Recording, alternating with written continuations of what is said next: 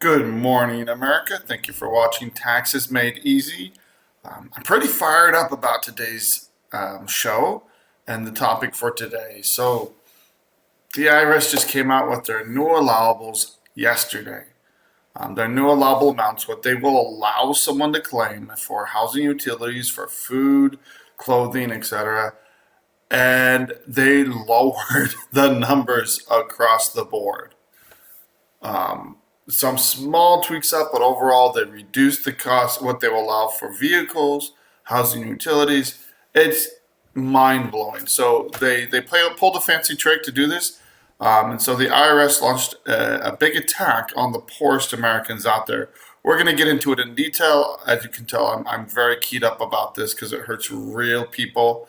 But we have a lot of news to cover, so stay with us, and we'll be right back after this break.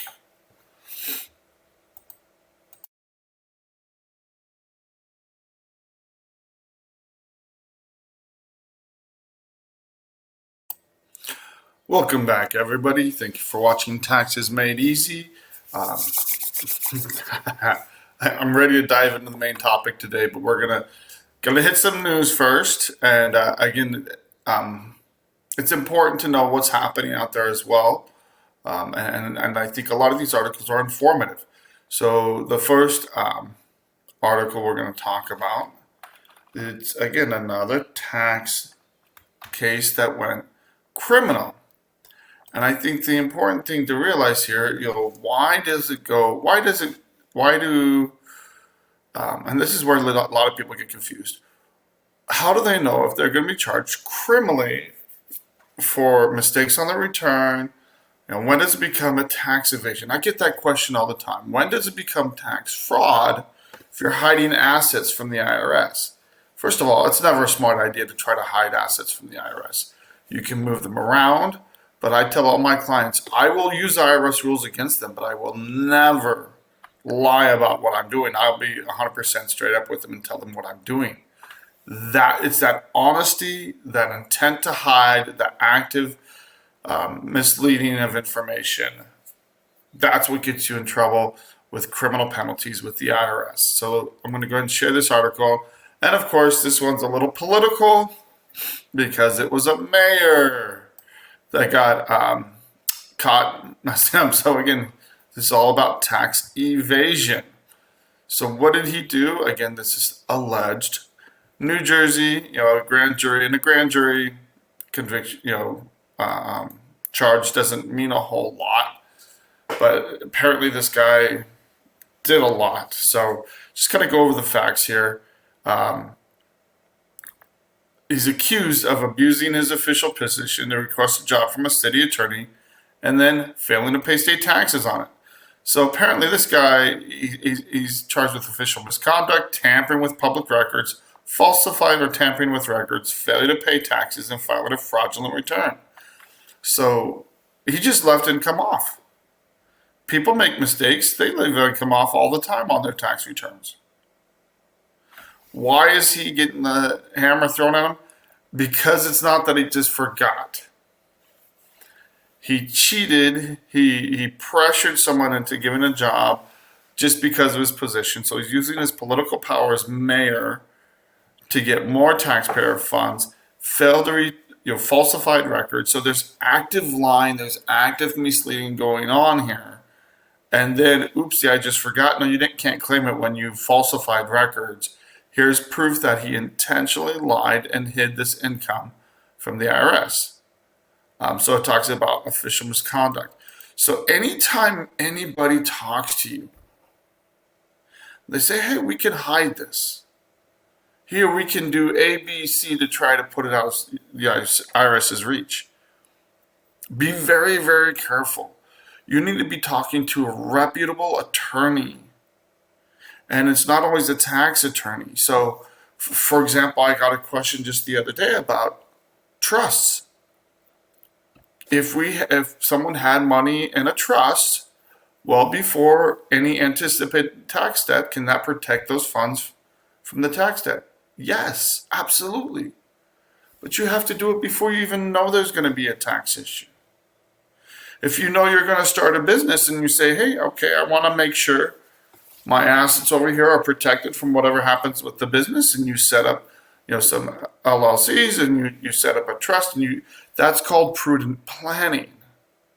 You still want the business to succeed. You're still putting money in it, but when things go south, you prepared in case something went wrong to protect your other assets. That's called prudent planning, completely legal.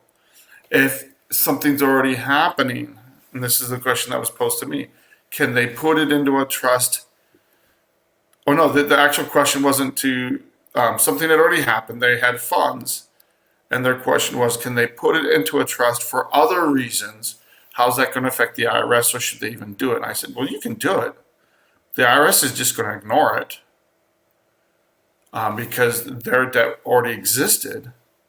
So you have questions. If you have assets and you haven't talked to an estate attorney, maybe a trust isn't the right way to go, depending on how much you have.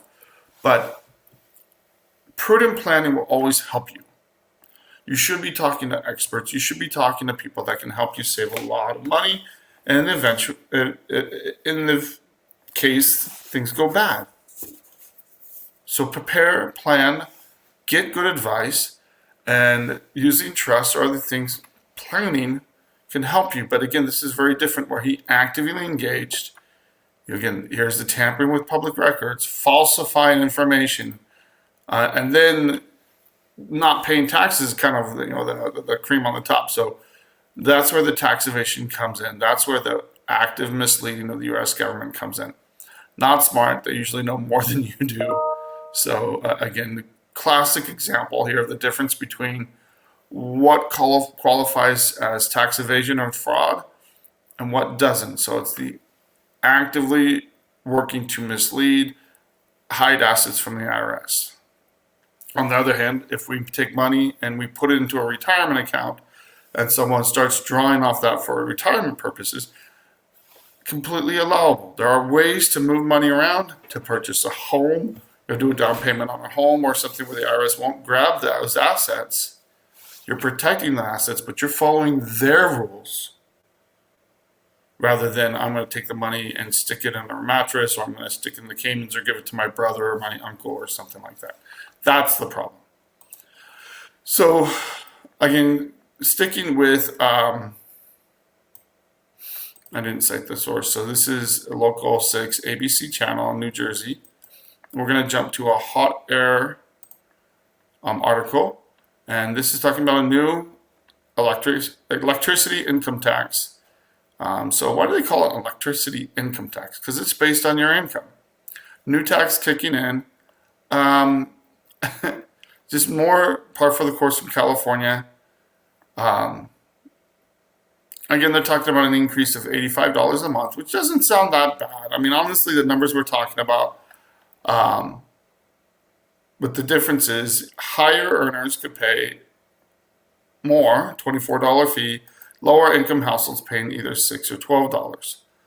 Where this sounds, it's not that much. Yes, can higher earners afford this? Yes. But what happens here is when you have poor individuals paying less because of bad policies, they have less incentive to make sure the government is being run correctly. And that's one of the biggest problems in California. I read shared an article the other day from the LA Times talking about how relying on the poor or relying on the richest to pay the vast majority of taxes is bad policy. It creates bubbles. And who really suffers in the end? The poorest. In California, the government, they're run by monkeys over there. Sorry, it's just it's like it's a zoo over there in their government. There's very little fiscal accountability at all. And again, I lived in Sacramento. I actually worked in the state capitol for a little bit. That's my 2 cents worth. That's all it is. But fiscal accountability is severely lacking in California, in my opinion.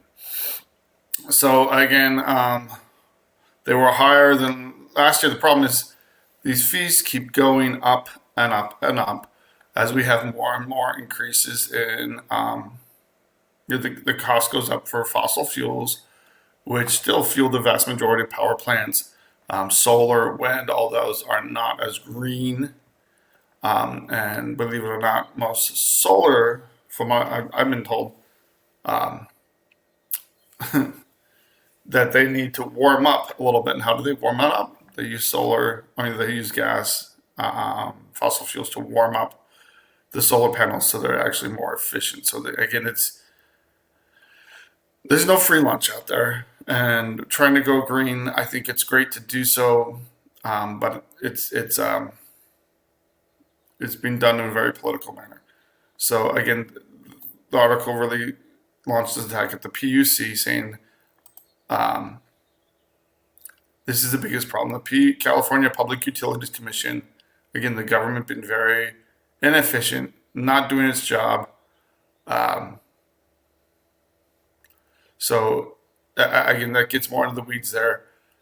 But just be aware, energy costs are going up, and where is the buck going to be passed on? To individual taxpayers.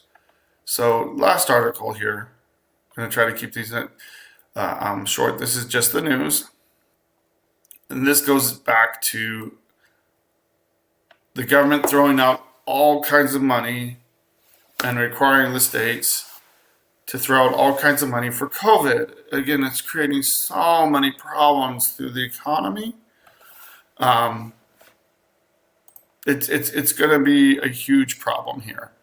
So again, $55 billion fraud, and where's that cost going to be passed on?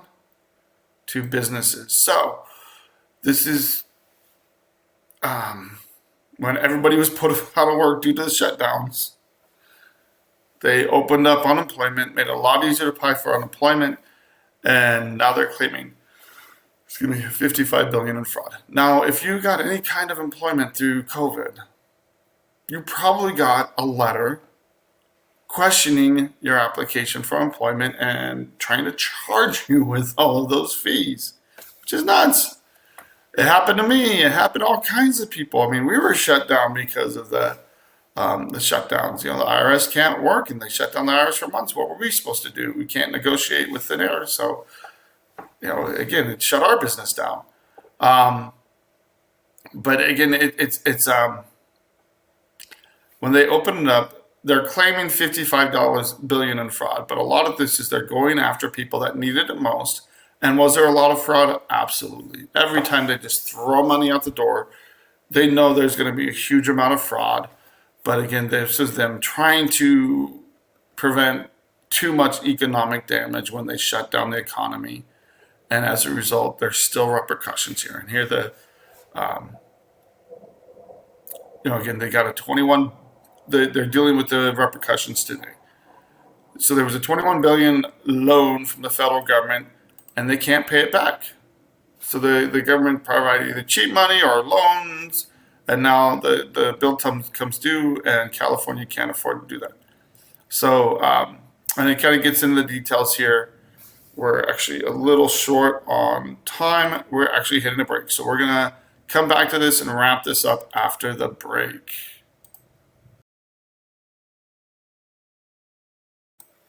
Welcome back, everybody. Taxes Made Easy. Thank you for watching live or on rebroadcast. This article that we were just sharing is actually a pretty important article. And while I make fun of California, I know it's a big, has the highest populations. It's like running its own country. But again, they're as bad as the federal government when it comes to actually managing financing. So just going to focus on some of the numbers here. Some of the fraud that they're talking about is nearly $1 billion went to felons in prison filling out fraudulent paperwork. Well, if they can get free money, why not? They're in jail anyway. But so you have this huge gap here, and they're trying to address it by getting some monies borrowed. So they borrowed $17.8 billion in 2020 due to COVID, and then that's now up to $20.8 billion. So this is money owed to the federal government. However, unemployment in California is set to rise, so it's going up over 100,000. That's a huge increase. By 2025 is what it's expected to go. So payments are expected to go from $5 billion to 6.8 billion over that same time. So that's an increase of 1.8 billion dollars. Now, we're used to using trillions when it talks to we talk about the federal government, but this is for a state that has to balance its budget, or is supposed to. And so the nonpartisan LAO, Legislative Analyst Office, like the CBO for the federal government, said it's structurally insolvent. So they're raising a huge red flag, saying this is a huge problem. Part of it is the payments into it are 1.3 billion lower than the actual cost, because overall unemployment numbers keep going up and up. And they're saying by 2024 and 25 it'll go up to 1.6 billion annually. So they're not digging their way out of this hole. It's being added to it. So they've got this gap. Even if they get this 20 billion forgiven by the federal government, there's still 55 billion in the hole. So there's this $35 billion hole that they have to figure out. Who's going to pay for this? It says if the state's unemployment insurance fund owes money to the federal government for 2 consecutive years, automatic increases go in. So this goes to $21 per worker for up to 5 years.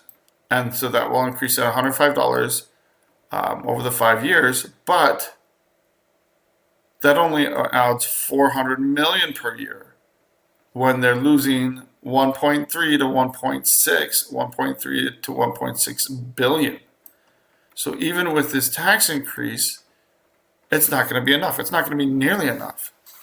So what are they going to do? Again, they ask for debt forgiveness, but that's not going to take care of everything, or increasing unemployment taxes even further. So that's what's most likely going to happen, which is going to make it harder to employ people in California, which is going to lead to more unemployment, which is going to just create a vicious cycle, adding to the problems in California. The problem is what happens in California doesn't tend to stay in California. It tends to go and flood over to other areas. So again, it gets a little bit worse, mainly because the person adding for the one of their solutions is increasing unemployment taxes from 0.1% to 0.5%. So that's 5 times higher than what they're currently doing. And of course, making unemployment more attractive. So going from $450 to $700 a month. Why would people go? I mean, $450 a week, and it's been that way for many, many years. Isn't sufficient for California. It's not sufficient for most players. But if you're in a big hole, why are you digging the deeper? Put down the shovel. And so again, that would require a 2/3 vote, but the Democrats probably have it in California to do that. And if they do, I mean, expect the business climate in California to just get so much worse. And that's the problem. The more you have more businesses, the more businesses flee, the more you get less employment. So I want to spend more, there's so much juicy news, but today's topic, and I even did a little outline of how we're going to go through this, is really important.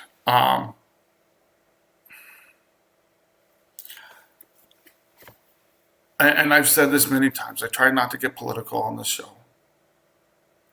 We're going to focus on the tax laws and how they affect real people. Every year, the IRS updates their allowable amounts, and we've talked about this extensively. So I'm going to share. If you go to irs.gov, so you can see what I'm talking about. So we're just going straight to the irs.gov. And if you click on here, collection standards, boom, they come right up. First thing, collection financial standards. So this is what controls your financial analysis. Food and clothing, that's the national standard. Out-of-pocket healthcare costs, housing and utilities, transportation. So they update these numbers every single year, because the numbers change every single year. So if you were to take a guess, Do you think we've had inflation over the last year? Do you think the numbers have gone up? Absolutely.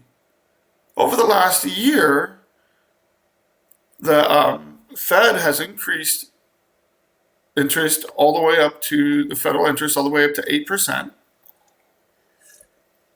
well, all the way into the 5%. So the federal rate is 8%. And they've been hoping that the Feds would cut interest rates, and they said, no, we can't. Inflation's still too hot. No, we can't. We want to, but we can't. They want to cut it, going into election year. They want to, give people some relief because people are hurting in the economy. But they said, we can't. Yesterday, the new numbers came out for 2024. The IRS, again, we didn't see this. This should be a bipartisan. We didn't see this under Clinton. We didn't see this under Bush. We didn't see this under Obama. We didn't see this under Trump. In general, the IRS has made it, over my career, they have made it slightly easier, or sometimes a lot easier to work with the IRS. Some big changes happened under President Obama. Made the offer and compromise easier to do, got rid of some of the hurdles. But it's been a general trend, Republican or Democrat, to help the poorest taxpayers out there, to help people that are struggling and, facing difficulties in life, to get a new fresh start. They even came out with a new program called the Fresh Start Initiative about 10 years ago. And, it's the same programs, but they tweaked it, and they usually tweak it.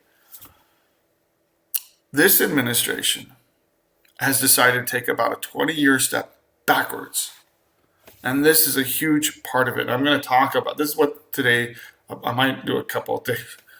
Talk about this for a couple of days. But this blew my mind when this was shared with me by yesterday. I just couldn't believe it. We know inflation has been high. We know inflation has been hurting all kinds of people. And the IRS just dropped these standards. So what are these? And I'm just going to take a quick look at them. The national standards, we've shared these charts. This is how much they will allow per person, as far as an expense. The IRS just dropped all these numbers. So they're claiming food has gone down in price. Housekeeping, miscellaneous, all this stuff for your personal care has gone down, according to the IRS. Out-of-pocket healthcare standards went up slightly, but we're talking about a loss of $40 here, a gain of $20 here. But housing utilities, this is where it really hurts people, where you look up your state, and by county, you see what's happened across the county. They actually, here locally, they reduced what they'll allow for housing and utilities by $50. Yesterday I shared an article that mortgage costs, the cost to own a home and get into a home has increased 11% over the last year. And the IRS just reduced what they're going to allow for housing and utilities. And then you go to transportation. The IRS reduced what they're going to allow for a vehicle. This number just went down. Are vehicles becoming cheaper? Of course not. They're more expensive than ever. And the increases weren't as big as in 2023, 22, and 23, but they're still going up in price. Nothing's gone down in price. And, again, the cost of gas by region, I haven't looked at and compared these numbers, but yeah, it looks like overall these numbers went down. Gas has not gone down in price right now. It's pushing $4 here in Tucson. It's over $5 in Phoenix, and in other areas of the country, it's higher. So, why is this so important?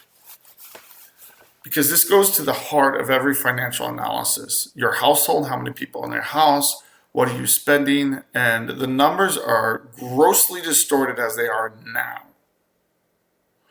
So again, if someone lives in Vegas, it's very common to be paying $2,000 to $3,000 a month in rent. Or if you are purchasing home, that's very common. So let's go. I'm gonna jump to Vegas, Nevada, Clark County. They reduced those numbers across the board in Clark County. So what used to be around 2,900 is now down to 2,351. They reduced them across the board. If you live in Vegas, you know that's absolutely ridiculous. It's a flat out lie that actual costs are going down and the IRS just decreased these costs across the board. So if you're spending, and this is very common, when you figure in your rent and you add in utilities, it's very common people are spending $2,500 for smaller family, larger families, $3,000 or more on housing and utilities. Utility costs have gone up. Housing has definitely gone up. Unless you've been sitting in the same home for more than 5 to 6 years and you haven't had to move or you're not renting, costs have gone up. And even then property taxes have gone up. Utilities have gone up. So lately, I would say 9 times out of 10, people are over the allowables. And that means the IRS is going to give you zero credit for what you actually pay. So true case, family in Las Vegas, the IRS is claiming that they need to pay $1,000 a month. And they can't. Why? Because what they're actually paying in housing utilities is around $3,900. It's a 4-person home. And their mortgage alone or their rent alone is close to $3,000. It's just Vegas. That's what the reality is across the country. Vegas is known for being very expensive right now. And so they're actually spending that money on housing utilities, but the IRS isn't going to allow it, which means even though they can't afford they can't afford to pay $1,000, the IRS is demanding that they can and insisting that they do just that. And I've seen this in plenty of situations where the IRS has actually flat out recognized that their allowable numbers are woefully insufficient and then turned around and demanded payments based on their numbers, not what's happening in reality. And this is interesting. Most states go by actual numbers within reason. If you have $1 million house in a rural area where it's, things don't cost that much, they might question that. But this is where it becomes ironic that the IRS is getting so bad that we have cases where it's easier to negotiate and get a decent resolution from the states than the IRS. And this just hurt a lot of people. Now, why in the world did the IRS think they could do this? It has to do with how they calculate their numbers. So this year they changed what inflation metric they're using. So they were using the CPI, Consumer Price Index, which is recognized as being very low. It excludes some of the higher, food, housing utilities, some of the things like that. And then they switched to the PCE.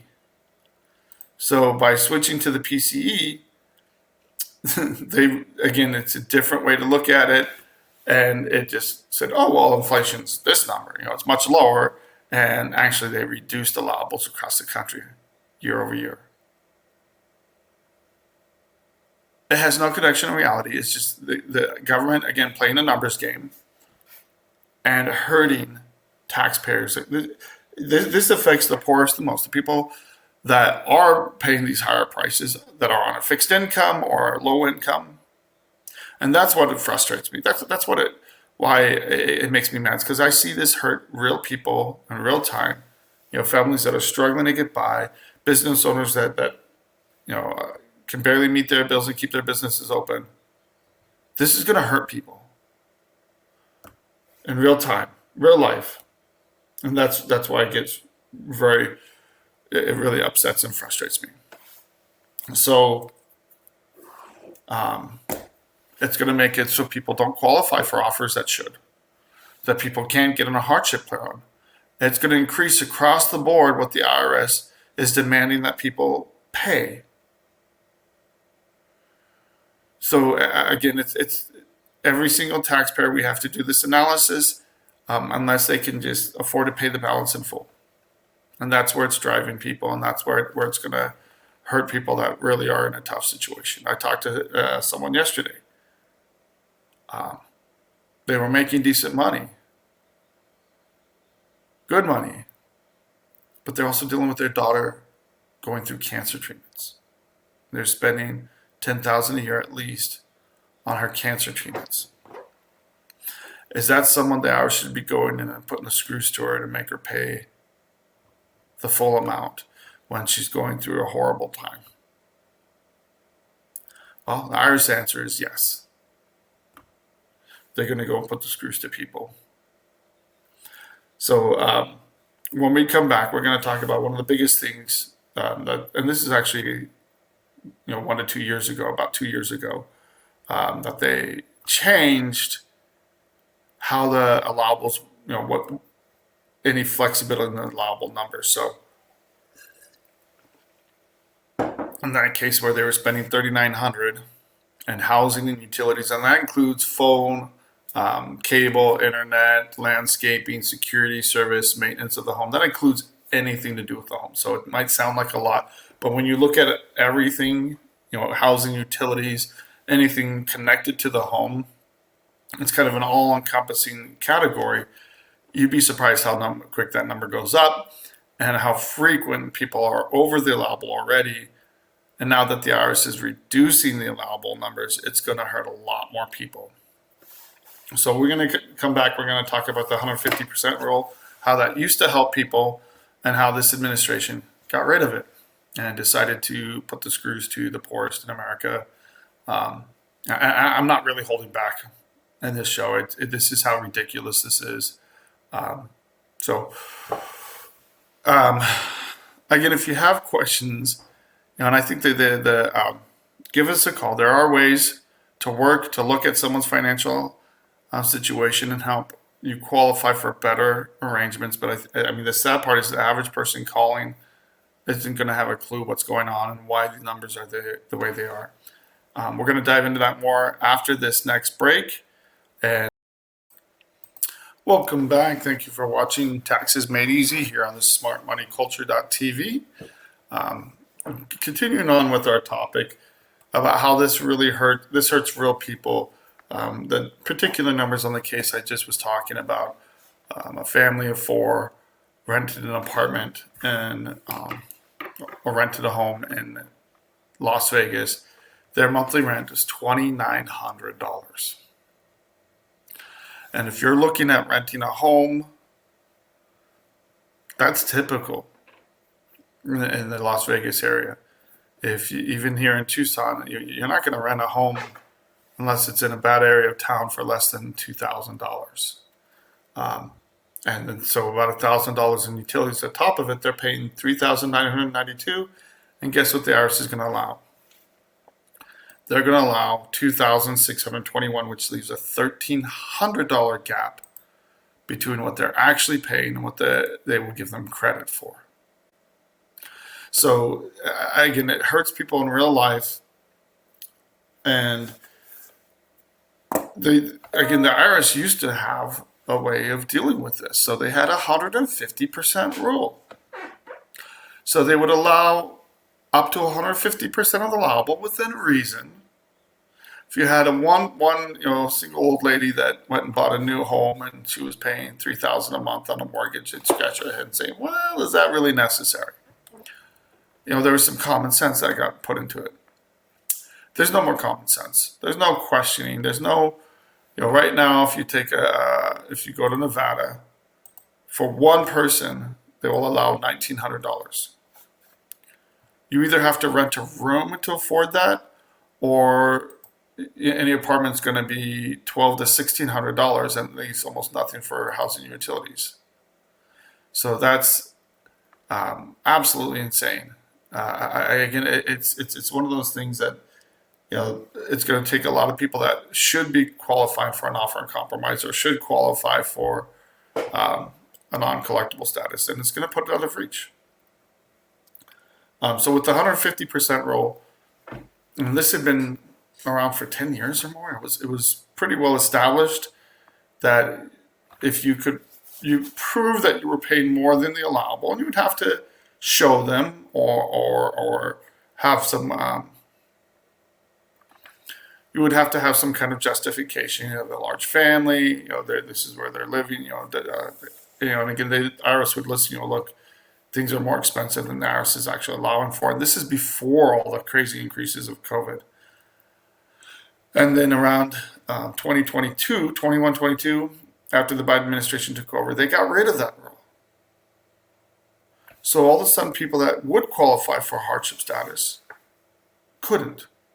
People that couldn't afford to pay, $1,000 a month because they were actually paying that on their housing and utilities, couldn't afford it. So people are now scraping by, looking for other ways to get by and still put food on the table. I have a case right now where, this isn't so much the IRS's fault, but we're trying to get him a life estate so he can stay in his home and not end up homeless.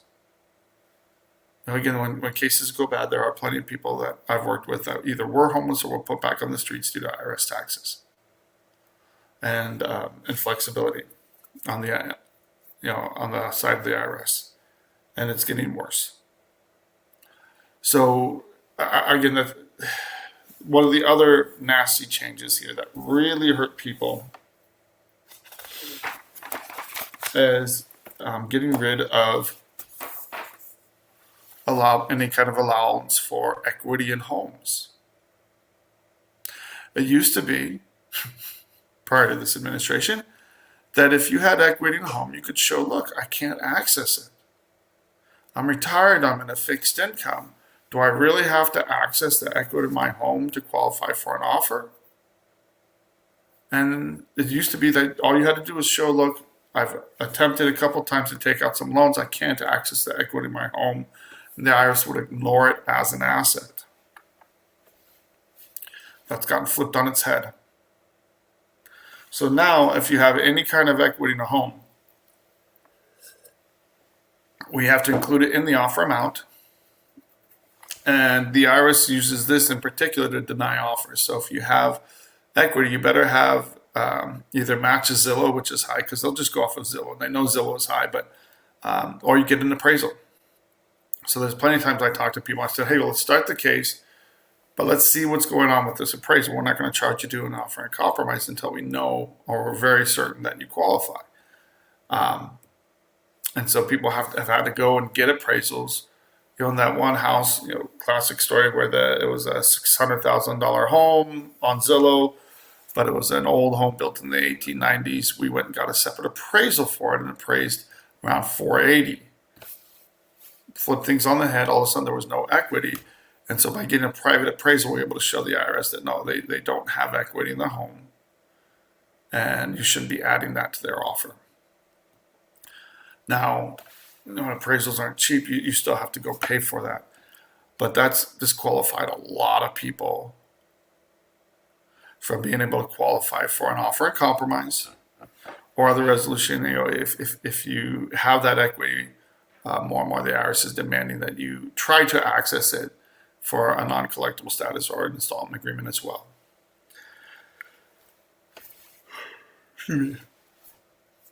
So what do you do then? How do you fight this? Or do we just have to roll over because our government has decided to go after the poorest of taxpayers? So that's my frustration. I'm always I'm an ornery person by nature. That's why I like fighting the IRS. I like standing up for someone. I like going about for someone that deserves it. And again, we represent every client vigorously, as far as it makes sense. Now, so what do you do here? That what are taxpayers supposed to do when the IRS tells them no, you have to pay $500, $1,000 a month.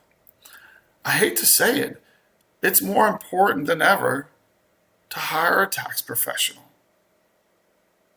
And there's plenty of people where I talk to them, they say, hey, I did a non-collectible status on my own before. Can I just do that again? Can I set up an installment agreement, a simple installment agreement on my own? I said, sure.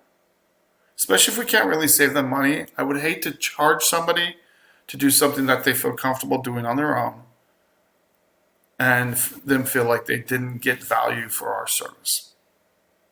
Be wary of people that will push you to hire without knowing what they're going to do. But if you have simple questions, you can always give us a call, 520-485-7371. Call, find out if you need a tax attorney. And if you do, if you're close to the line, or there are ways to increase your allowable expenses. Pardon me. There are ways to move assets around. So instead of spending on something that's not allowable by the IRS, you shift things around and you get an allowable expense, and then you can qualify oftentimes. So knowing how their system works is even more important. It's going to be more important to get creative to help people. But again, you have to do it within reasonable bounds. You have to do it following the IRS standards. If you just start making things up and claiming deductions that you're not allowed to, or if you start hiding assets, don't start transferring money to friends or relatives or anything like that. Any kind of transfer for less than fair market value will be treated as suspect by the IRS. So it's this fine line between tax fraud and tax evasion. And that's why one of the reasons I started with that article. But you have rights, and you have, a lot of times they'll tell people, look, go get some health insurance. You don't have any. Go get some dental insurance. Go get some vision insurance. That's you taking care of yourself. It's 100% allowable by the IRS. Or you can go get some life insurance. Prudent planning. Nobody's going to contest it at the IRS. There are plenty of ways to move numbers around and present your case differently. And where you can't, there's sometimes where we just can't help you, but we can give you advice, steer you in the right direction moving forward. So I think more than ever, it's important to get good advice, do your research, find out what your rights are, and complain. Complain. Who do you complain to? Your congressman, your U.S. senators. Call them, email them, tell them that this is ridiculous. Refer them to my video. I don't care. And I'm going to do what I can to complain loudly and get this information published, because people need to know what the IRS is actually doing to people. Again, they said we're not going to target the poor. We're not going to go after anybody. They might not directly increase taxes on the poor, but they're doing plenty of other things to hurt the poor, and that's what is very frustrating to me. I see it happen all the time where people just, they're struggling. People are struggling in this economy, and the government is not doing, they look like they were helping post-COVID, where they just threw money out the door, and now they're hurting plenty of people by trying to grab and pull that money back as much as possible. And again, it happens with the ERC where, I have one client who applied for, and then the ERC, then it got denied, and he could have fixed it and then reapplied, and we looked at the numbers and said, look, this is going to hurt you. This is going to hurt you, and there's so much risk here because the IRS is coming after you. So get good advice. I cannot emphasize that enough. Write to, email, call your congressman, your U.S. senator, so your U.S. congressman, U.S. senator, and complain to them about what the IRS is doing. And the funny thing is, there were no announcements. On irs.gov, there was no news about this. It just quietly happened, and it happened yesterday, but because we're dealing with the IRS every single day, my staff went, oh, what happened? The numbers changed. And They looked at the numbers compared to last year and they said they dropped a lot of categories. Is inflation a real thing in our economy? I'll leave that up to you, but I think the numbers bear out that it's still red hot. It's still much higher than it should be, which is why the Fed is refusing to cut rates. So you have part of the government saying and doing one thing, while the IRS is decreasing allowables across the board by using a different measure of inflation. They're just changing how they're looking at the numbers in the process, hurting Americans across the country. So call, get represented, defend your rights. I had a case where there was someone from Thailand and they were afraid to appeal the government and appeal a government decision because overseas, Southeast Asia, you just didn't question the government. They told you what to pay and you paid it. That was it. Here in our democratic republic, you have the right to contest the IRS and question their methods and question how they're conducting their business and making sure they're following the rule of law. And again, while this is technically following the rule of law, this is a bit of sleight of hand in my opinion, and I think this is a very cheap move by the IRS to reduce allowables when we have high inflation across the country. And so those are pretty strong words from me to put out publicly. But I will be doing what I can to get this information out because helping taxpayers is what we do here at Guardian Tax Law. So again, feel free to reach out to us by phone at 520-485-7371, or you can email us at info@guardiantaxlaw.com, or access our website at guardiantaxlaw.com, or look us up on YouTube under Guardian Tax Law. Again, take care of yourself, take care of your family. When you have questions, when you have tax issues, you don't have to stress. You don't have to pull out your hair. Let me do that. Let me rant and rave about the IRS, but find that peace of mind. And as I really hammered in yesterday, a lot of that is plan, prepare for the future. When things are tough, it's important to plan even more. So that way, when you build those good habits in and things turn around, you can then move on to a life of prosperity and abundance, which is where we want America to go. So I'm pretty much kind of covered what I'm going to cover on this, but we're going to not only post this on our YouTube channel, I'll be doing a blog on this and getting that information out. And again, if you talk to anybody or you need the information, we have all the links for the show that's going to be posted on our YouTube channel. And if you want this information to go in and send it to your congressman or senator, we will gladly provide that. So again, give us a call at 520-485-7371 if you have any questions. And thank you for watching the smartmoneyculture.tv. And we are trying to get you the latest and greatest news and provide healthy, helpful information to taxpayers to deal with these issues that are facing real people, real lives. And that's our why for what we do is we get to help people tackle and deal with tax issues that drive most people nuts. So don't forget to get your 23 return in if you haven't. Let's get on those estimated tax payments for the year, and let's have a better tax year despite what the IRS is doing, and move into the next year with confidence. So have a great day and look forward to seeing you tomorrow.